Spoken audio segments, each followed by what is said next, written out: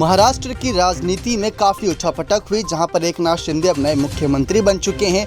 बगावत के समय उद्धव ठाकरे का पूरा साथ देती नजर आई थी रश्मि ठाकरे।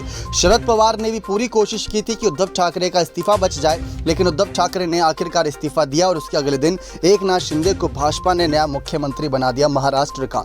बहुत कुछ घटा बीते कुछ दिनों में, लेकिन चर्चाओं में रही रश्मि ठाकरे, तेजस ठाकरे, उद्धव ठाकरे, आदित्य ठाकरे संग संजय राउत, देवेंद्र फडणवीस और एकनाथ शिंदे, ऐसे कई बड़े नाम थे जो चर्चाओं में रहे। लेकिन आपको बता दें कि एक समय ऐसा था जब रश्मि और साथ ही साथ शरद पवार संग यहाँ पर कई निशाने साधे गए थे, विपक्ष थे, और ये निशाने बहुत ज़्यादा कहीं ना कहीं चुभते नजर आए थे और इस पर कार्रवाई तक हुई थी। आप सभी को बता दें कि ये बात पूरी तरीके से जो निकलकर सामने आई थी साल 2022 की शुरुआत की ही थी, जहां पर यह कहा गया था कि महाराष्ट्र बीजेपी के सोशल मीडिया सेल के नेता जितेन गजरिया के खिलाफ पुणे पुलिस ने केस दर्ज किया था। यह केस महाराष्ट्र के मुख्यमंत्री उद्धव ठाकरे की पत्नी रश्मि ठाकरे और एनसीपी प्रमुख शरद पवार के भतीजे अजीत पवार के खिलाफ कथित आपत्तिजनक पोस्ट करने को लेकर दर्ज किया गया था। जी हां, ये बहुत बड़ा विवादित बयान बन चुका था उस समय पर, और इसको लेकर चर्चाएं बहुत जोरों पर थी, क्योंकि मुख्यमंत्री पद पर उद्धव ठाकरे थे और शरद पवार यहाँ पर गठबंधन पर पूरी तरीके से प्रबल नजर आ रहे थे। तो ऐसे में अजीत पवार और रश्मि को लेकर क्यों निशाना साधा गया, सब यही सवाल जानना चाहते थे।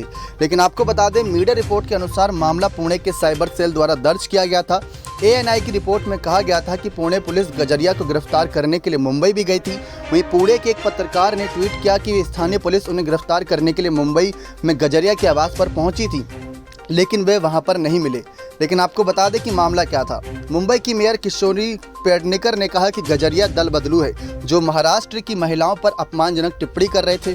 पेडनेकर ने ANI से कहा, कौन है जितेन गजरिया? वह कंगारू की तरह राष्ट्रवादी कांग्रेस पार्टी से भारतीय जनता पार्टी में कूद गए हैं और आज वह महाराष्ट्र की महिलाओं के बारे में, रश्मि भाभी के बारे में इस तरह की अपमानजनक टिप्पणी कर रहे हैं। उन्होंने कहा कि रश्मि भाभी, जिन्हें हम बाला साहब ठाकरे की बहू, मुख्यमंत्री उद्धव ठाकरे की पत्नी और आदित्य ठाकरे की मां के रूप में जानते हैं, उनको घसीटने का क्या कारण हो सकता है?